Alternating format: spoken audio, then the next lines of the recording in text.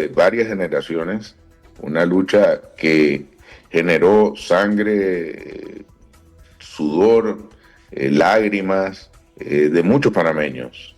Hubo muertos en esa gesta generacional que fue el presidente Jimmy Carter quien reconoció que estaba en los mejores intereses tanto de los Estados Unidos como de Panamá y las relaciones con América Latina y el mundo, el que se le hiciera justicia a Panamá. Yo creo que dentro de los héroes nacionales, en el caso de Panamá en particular, tiene que figurar Jimmy Carter sin duda alguna entre los primeros. Y en ese sentido, para todos los panameños, les digo, quienes lo conocimos y quienes no lo conocieron, nuestro país está en deuda con Jimmy Carter en toda la vida. Vicepresidente, buenos días. Carter, la presidencia de Carter, uno leyendo los textos a raíz de la muerte, la gente considera que con el tiempo fue evaluándose mejor, que quizás en su momento no fue tan comprendido. Carter abordó temas que no eran tan comunes para la sociedad estadounidense. Eso también hay que analizarlo y entender que cuando Estados Unidos mira hacia un lado, el mundo también empieza a mirar hacia allá. Efectivamente, en el caso de Carter, recordemos lo que vivimos en ese tiempo. Carter recibe un mundo convulso, un mundo donde había un sinnúmero de graves problemas y le tocó a él abordarlo como un hombre justo. La realidad es que no escatimó en el costo político que le pudiera implicar algunos de los proyectos que decidió embarcarse. Uno de ellos es las negociaciones, porque la devolución del canal de Panamá, los tratados Torrijos-Carter, pero más allá de eso, el acuerdo de paz de Camp David, en un Medio Oriente que no veía la luz al final del túnel, Carter logró establecer un mecanismo de negociación donde tanto Israel como Egipto lograron entender que era el momento. Y eso fue por una diplomacia directa del presidente Carter. A él le tocó cosas que realmente en política son muy duras. Recordemos todo el tema de Irán y los rehenes de Irán, donde realmente se puso a los Estados Unidos contra la pared. Pero era un hombre que su compromiso con la paz, con la justicia social y con la democracia no eran eslogans, no eran para salir del paso, sino los vivía intensamente. Y así vimos como en América Latina, por ejemplo, de un gran número de países que vivían en dictaduras militares, por ese compromiso con la democracia, Carter se enfocó en que se retornara a la democracia en la mayoría de los países y así fue. Al final del mandato de Carter, gran parte de las dictaduras habían terminado y se había abocado a un proceso democrático en la mayoría de los países. Por eso, al final, y coincido, yo creo que la historia va a ser mucho más justa con la gestión del presidente Carter, porque los logros hablan por sí solos. Ex canciller Malú Mendoza le saluda acá desde la cabina de Radio Panamá. Al expresidente Carter le tocó un periodo, como usted menciona, bien interesante. Su periodo fue de 1977 a 1981, en un momento en el que Latinoamérica estaba también sufriendo unos cambios. ¿Usted cree que quizás por eso, desde Latinoamérica, mirando hacia al expresidente Jimmy Carter, hay esa relación de más aceptación y de más cercanía con él que con otras figuras de la política de Estados Unidos? Bueno, y es que sí, efectivamente, porque él sí volcó su mirada hacia América Latina. Siempre hemos hablado de que las administraciones de gobierno de los Estados Unidos en muchas ocasiones han visto América Latina como el patio trasero y en consecuencia no le ponen mucha atención. En el caso de Jimmy Carter, no solamente que sí le puso atención, sino que vivió intensamente esos procesos que él emprendió para América Latina.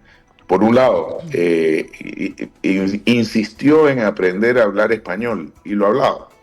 A mí me consta por la relación personal, una relación muy estrecha de él con mi padre y luego conmigo y con la familia nuestra, que ese compromiso con América Latina iba más allá de ser parte de su agenda. Era realmente un compromiso, como digo, hablaba español. Mira, en las ocasiones en que tuvimos oportunidad de compartir con él cuando era presidente de los Estados Unidos, pero sobre todo después de que dejó la presidencia y se embarcó en una postpresidencia como no ha habido ninguna otra de un presidente de los Estados Unidos, Carter con América Latina tuvo una conexión realmente importante. Ahora, también hay otro tema, la vida productiva de Carter una vez salido de la Casa Blanca. Creo que es uno de los expresidentes estadounidenses que más activo se mantuvo y que mejor, que mejor percepción y que mejor imagen dejó una vez abandonó la presidencia. Bueno, recordemos que Carter sale de la presidencia a los 50 y tantos años. O sea que tuvo una vida después de la presidencia no solamente longeva, sino súper productiva. Creó el Centro Carter. El Centro Carter hoy día es, sin duda alguna, una de las instituciones más reconocidas en todos los temas que tienen que ver con la observación de elecciones en el mundo, no solamente en América Latina, sino en el mundo. Un proyecto que inició en Panamá precisamente en la elección de 1989, donde como observador en las elecciones de Panamá fue quien le planteó al mundo que quienes pretendían mantenerse en el poder en razón de esa elección habían perdido la elección. Y ese fue el inicio de la caída de la dictadura de Manuel Antonio Noriega, cuando su postura valiente aquí en Panamá, en una conferencia de prensa, planteó la salida, planteó el fraude que se estaba planteando en esas elecciones de 1989. Entonces, esa pospresidencia de Carter, sin duda alguna, ha marcado como el expresidente de los Estados Unidos, no solamente que ha vivido más, sino que ha vivido más intensamente su compromiso, como he dicho, con la justicia social, con la paz, en fin, con vivencias reales. Señor Lewis Navarro, yo le hice la pregunta al inicio de esta entrevista porque evidentemente en la sociedad, en el país que vivimos, tenemos una seria falta de conexión por parte de las nuevas generaciones con la historia de los tratados, con la historia del canal y con la historia del país y con la historia de la relación de Panamá con Estados Unidos.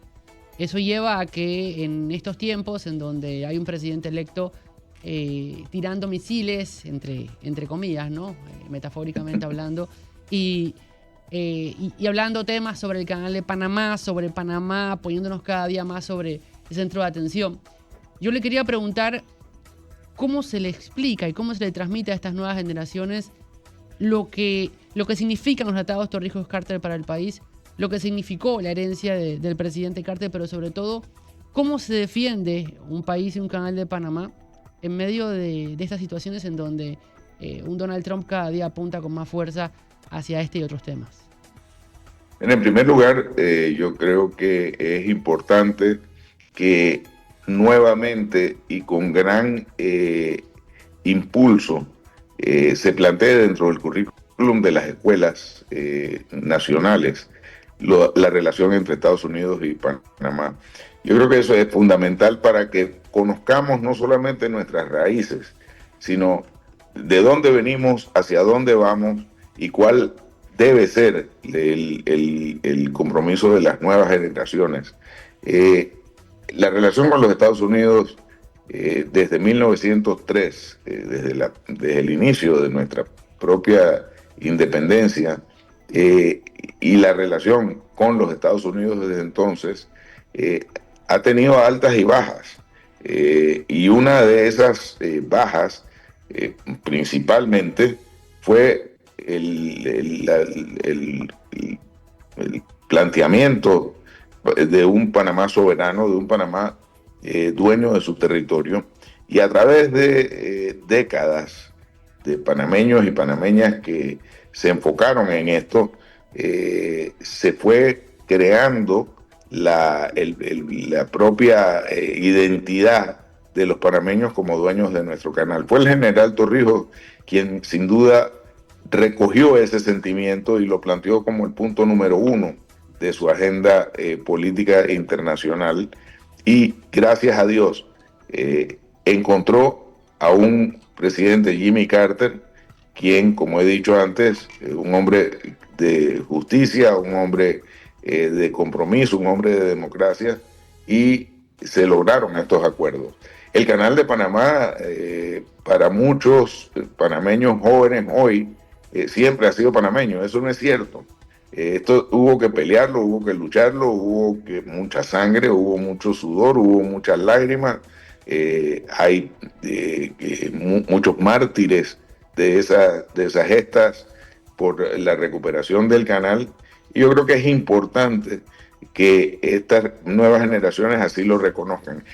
Yo creo que si de algo bueno podemos sacar de estos nuevos embates, que realmente no son nuevos, porque cada año que hay elecciones en los Estados Unidos, el tema político referente al Canal de Panamá siempre sale. Hay unos grupos extremistas en los Estados Unidos que plantean que el canal se lo regalaron de vuelta a Panamá, cosa que no es cierta.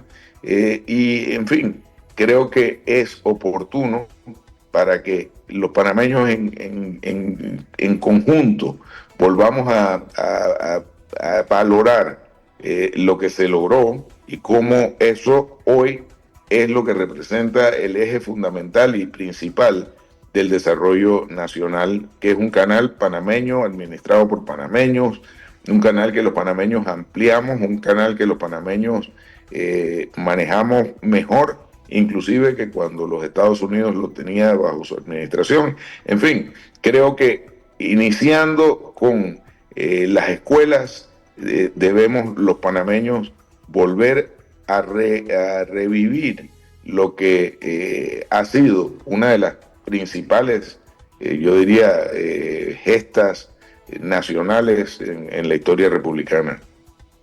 Es muy difícil que Trump lo haga, pero ¿qué deberían imitar los gobiernos estadounidenses o los mandatarios estadounidenses de la administración Carter? Bueno, sí, sin duda, como dices, es muy difícil que una personalidad como Trump reconozca el valor y la justicia en cuanto al manejo de los Estados Unidos con el resto del mundo. Más bien, siempre hay esa teoría de que hay que empujar hasta donde se dejen empujar el resto de los países, y así lo hemos visto en declaraciones iniciales, antes siquiera de tomar posesión, no solamente en cuanto a empujar a Panamá, y sabrá Dios con qué propósito, Pero bueno, lo hemos visto con México, lo hemos visto con Canadá, lo hemos visto ahora con Dinamarca, a quienes le quieren quitar de Groenlandia. En fin, son estilos muy distintos. Un estilo de empuja hasta ver hasta dónde se dejan empujar y de ahí empezamos. O posturas como la que hemos visto de parte del presidente Mulino, donde ha dicho hasta aquí. Al final nos interesa una relación armónica y sobre todo estratégica con los Estados Unidos, pero no en términos de un avasallamiento y de un arrinconamiento como pretende el presidente electo Donald Trump. Ex canciller, tomando en cuenta que la figura de Jimmy Carter se desarrolló a través de diferentes puestos públicos, fue senador, fue gobernador y luego presidente, habla acerca de ese estado mental y sobre todo de esa disposición para servir. Quizás eso es, para mí, desde mi punto de vista, un punto diferenciador de Donald Trump, que simplemente no ha pasado por diferentes instancias. ¿Podría ser esa cualidad de Jimmy Carter la que estamos recordando en este momento?